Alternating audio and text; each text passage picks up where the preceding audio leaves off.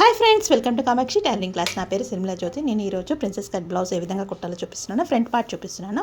Height వచ్చేసి 15 inches, width వచ్చేసి 9+2, shoulder వచ్చేసి 5 ఇంచెస్, ఆర్మ్ పొడవు వచ్చేసి 6.5, నెక్ విడ్త్ వచ్చేసి 2.5, నెక్ పొడవు ఫ్రంట్ నెక్ పొడవు వచ్చేసి 6.5. ఈ విధంగా మార్కింగ్ చేసుకోవాలి.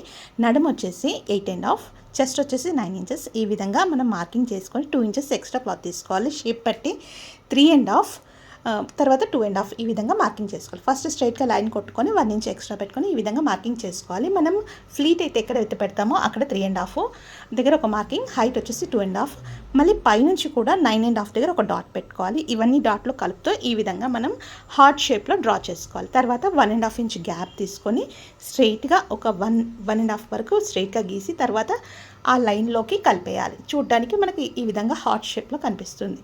ఫ్రెండ్స్, ఈ విధంగా డ్రా చేసిన తర్వాత ఎక్స్ట్రా క్లాత్ని కట్ చేసుకోవాలి. కట్ చేసుకున్న తర్వాత షేప్ పట్టి కట్ చేయాలి. షేప్ పట్టి కట్ చేసిన తర్వాత మనం ఏ విధంగా అయితే డ్రా చేసామో అదే విధంగా కట్ చేస్తూ వెళ్ళాలి.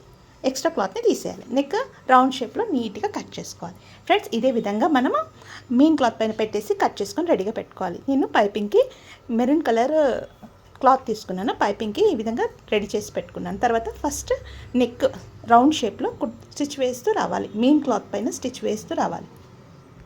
తర్వాత లైనింగ్ క్లాత్ పెట్టేసి థ్రెడ్ పైపింగ్ ఏ విధంగా అయితే స్టిచ్ వేసామో అదే విధంగా టైట్గా స్టిచ్ వేస్తూ రావాలి. తర్వాత ఎక్స్ట్రా క్లాత్ని కట్ చేసుకోవాలి. కట్ చేసుకున్న తర్వాత అక్కడక్కడ క్రాస్గా టక్స్ ఇవ్వాలి. టక్స్ ఇచ్చిన తర్వాత లైనింగ్ క్లాత్ని రివర్స్ చేసి మనం ఏ విధంగా అయితే థ్రెడ్ పైపింగ్ చేసామో అదే విధంగా కార్నర్కి టైట్గా స్టిచ్ వేస్తూ రావాలి. స్టిచ్ వేసిన తర్వాత లైనింగ్ ఏ విధంగా ఉందో అదే విధంగా స్టిచ్ వేస్తూ కుట్టుకుంటూ రావాలి. కుట్టిన తర్వాత ఎక్స్ట్రా క్లాత్ని కట్ చేసుకోవాలి. తర్వాత మిగతా 2 పీసెస్ అంటే చెస్ట్ పీస్ షేప్ పట్టి అదే విధంగా స్టిచ్ వేసుకుంటూ రావాలి.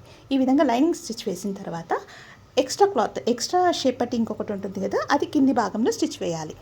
ఈ విధంగా వేసిన తర్వాత చెస్ట్ది కరెక్ట్గా ఇలా చూసుకొని మ్యాచ్ అయిన తర్వాత పావించి విడతతో రౌండ్ షేప్లో మనం ఏ విధంగా అయితే కట్ చేసామో అదే విధంగా స్టిచ్ వేస్తూ రావాలి.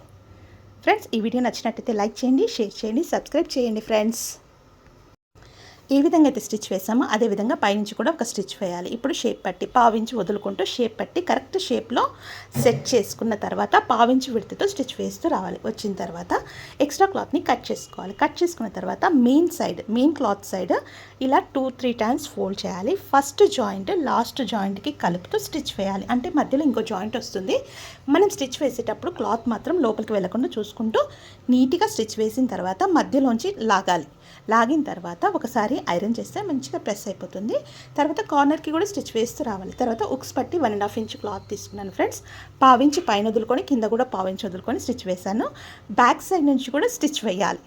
ఈ విధంగా స్టిచ్ వేసిన తర్వాత ఎక్స్ట్రా క్లాత్ని మడిచి ఈ విధంగా 2 టైమ్స్ ఫోల్డ్ చేసి మనం ఉక్స్ పట్టి అనేది నీట్గా స్టిచ్ వేస్తూ రావాలి. కార్నర్కి వేయాలి. ఫ్రెండ్స్, ఫ్రంట్ బ్యాక్ రబ్ చేయాలి.